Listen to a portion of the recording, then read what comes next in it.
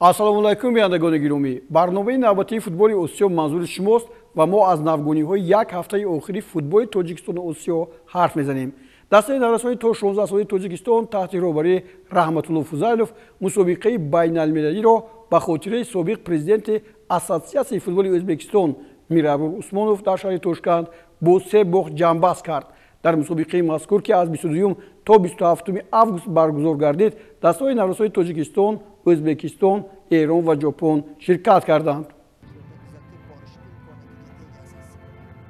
агар шогирдони раҳматулло фузайлов дар вохӯрии нахустин аз дастаи мунтахаби ҷопон бо натиҷаи 2-0 мағлуб шуда бошанд, пас дар даври дуввум бо дастаи мунтахаби эрон низ маҳорати онҳо нисбат ба ҳариф камтар буд ва бо натиҷаи 2-1 мағлуб гардиданд.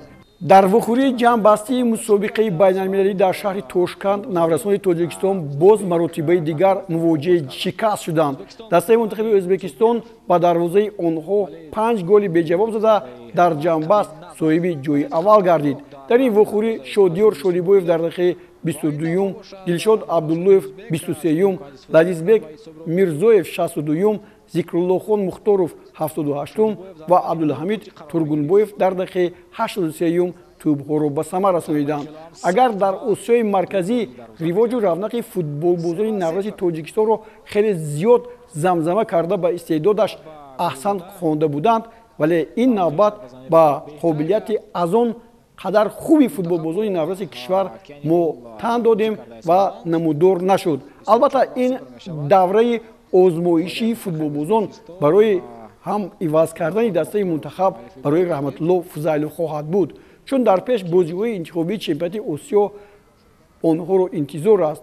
сари вақт норасоиҳоро бартараф бояд кард ва худро нишон дод.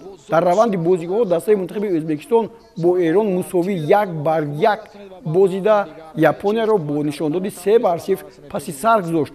вохӯрии байни дастаҳои эрон ва ҷопон бо пирӯзии форсҳо 3-1 хотима ёфт.